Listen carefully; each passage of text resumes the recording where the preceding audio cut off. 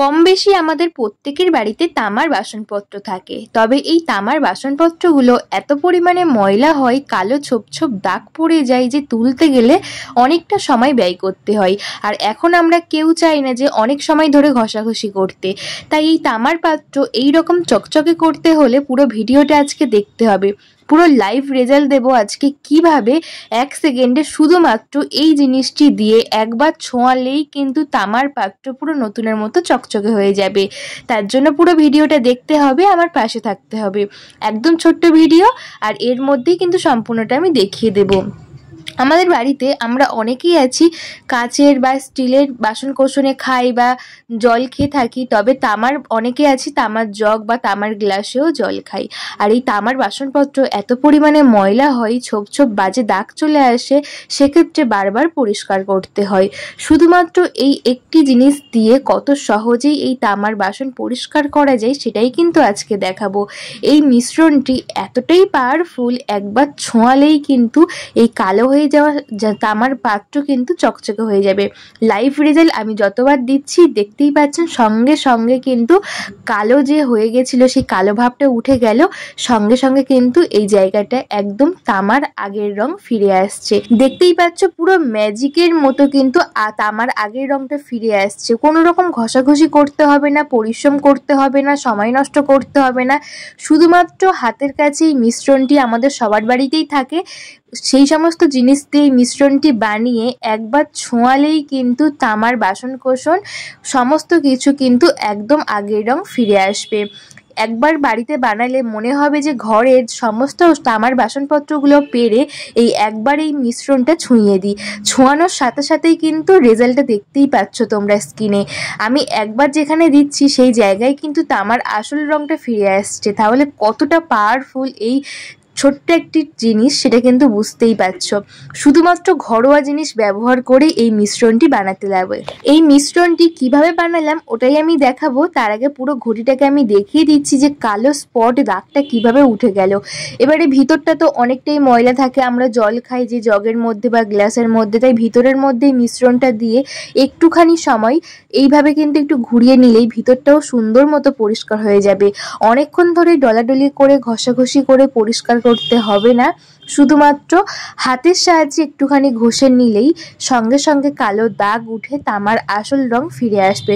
শুধু তামার বাসনপত্র না, এই মিশ্রণটি দিয়ে ঘরের বা পুজোর যে সমস্ত পিতল কাঁসার বাসনপত্র আছে সমস্ত কিছুই কিন্তু একদম পরিষ্কার করা হয়ে যাবে।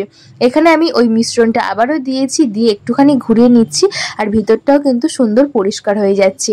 একবার এই মিশ্রণটার ব্যাপারে জেনে নিলে বাড়িতে আমি গ্যারান্টি দিয়ে বলছি, একবার দেখার পরে বাড়িতে যে কটা বাসনকোসন আছে তামা পিতল কাঁসা সমস্ত কিছু পরিষ্কার করতে বসে যাবে।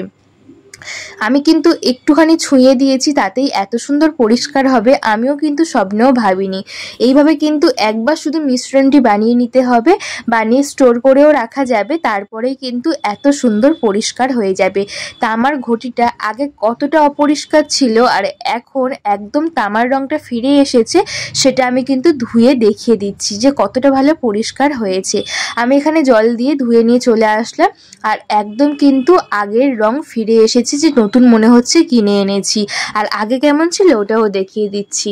দেখো বন্ধুরা, আগের কেমন ছোপ ছোপ জলের একটা দাগ পড়ে গেছিল, কালো হয়ে গেছিল, আর এখন দেখতেই পাচ্ছ পুরো পরিষ্কার হয়ে গেছে। আর দেরি করাবো না, এবারে আমি দেখিয়ে দিচ্ছি যে কিভাবে এই মিশ্রণটা বানালাম আর কি কি জিনিস লাগছে যেটা আমাদের ঘরেই পাওয়া যায়।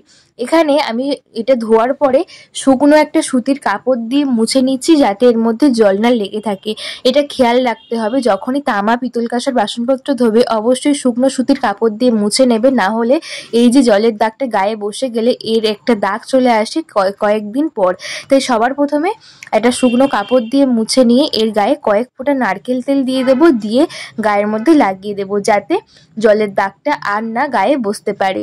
এই ছোট ছোট টিপসগুলো অবশ্যই অবশ্যই ফলো করতে হবে যখনই তামা পিতল কাঁসার বাসনপত্র পরিষ্কার করবে। দেখো গায়ের মধ্যে মিশিয়ে দিলাম, কতটা সুন্দর পরিষ্কার হয়েছে। চলো এবার দেখিয়ে দিই কিভাবে আমি এই মিশ্রণটা বানালাম। সবার প্রথম এখানে একটা পাত্র নিয়েছি, এর মধ্যে দিয়ে দিচ্ছি হাফ চামচ পরিমাণ লবণ। যে আমরা রান্নার কাজে ব্যবহার করি সেই লবণ হাফ চামচ পরিমাণ দিয়ে দেব। এখানে কোনো রকম বিট লবণ ব্যবহার করা যাবে না, খাওয়ার যে রান্নার লবণ সেই লবণ হাফ চামচ দিয়েছি। আর দিয়ে দিচ্ছি ভিনিগার 1 চামচ পরিমাণ ভিনিগার দিয়ে দেব হাফ চামচ পরিমাণ লবণের মধ্যে। শুধুমাত্র ভিনিগার আমাদের সবার বাড়িতেই থাকে, আর রান্না করার লবণ তো সবার বাড়িতেই থাকে। এর মধ্যে দিয়ে দেব কিছুটা পরিমাণ জল, প্রায় 2 চামচ মতো জল দিয়ে দেব। 2 চামচ পরিমাণ জল দিয়েছি, দিয়ে এই মিশ্রণটা ভালো করে মিশিয়ে নিচ্ছি। এর মধ্যে আর একটি জিনিস ব্যবহার করতে হবে, সেটা হলো আমাদের সবার বাড়িতেই থাকে যে কোনো পেস্ট। আমি এখানে কোলগেট পেস্ট ব্যবহার করছি, তোমরা এখানে যে কোনো পেস্ট ব্যবহার করতে পারো। এরপর ভালো করে আমি এই জলের সাথে মিশিয়ে নিচ্ছি শুধুমাত্র এই কটা উপকরণ, যেটা আমাদের সবার বাড়িতেই থাকে। এই ছোট্ট একটি উপকরণ দিয়ে যে এত সুন্দর জিনিস হয় সেটা কিন্তু এই ভিডিওতেই তোমরা প্রথমেই দেখে নিয়েছো। আজকের আমার ছোট্ট রিকোয়েস্ট, আজকের আমার ভিডিও তোমরা কে কোন জায়গা থেকে দেখছো একটা কমেন্ট করে বলো, আমার ভীষণ ভালো লাগবে। আর এই ভিডিওতে তোমরা যদি নতুন বন্ধু হয়ে থাকো, আমার ভিডিও তোমাদের একটু উপকারী বলে মনে হলে অবশ্যই একটা সাবস্ক্রাইব করে পাশে থাকা বেল আইকনটা প্রেস করে দিও, যাতে নতুন নতুন ভিডিও আসলে সবার আগে তোমাদের কাছে পৌঁছে।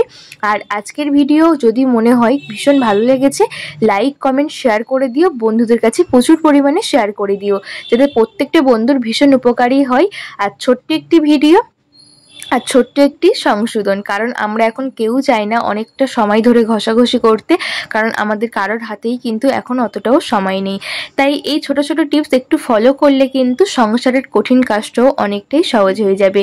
কত সহজেই ছোট্ট একটি সলিউশন বানিয়ে আমি সুন্দরভাবে তামার বাসনটা পরিষ্কার করে নিলাম। তোমরা বাড়িতে ট্রাই করে দেখো, সঙ্গে সঙ্গে মনে হবে এই ভিডিও দেখার পর যে ঘরে সমস্ত বাসন কোসন পেরে সঙ্গে সঙ্গেই পরিষ্কার করে নি, কারণ খাটনি তো এখানে নেই, একটুখানি ছোঁয়ালেই পরিষ্কার হয়ে যাবে। সবাই ভালো থাকবে, সবাইকে ভালো রাখবে, দেখা হবে নতুন ভিডিওতে। টাটা বন্ধুরা।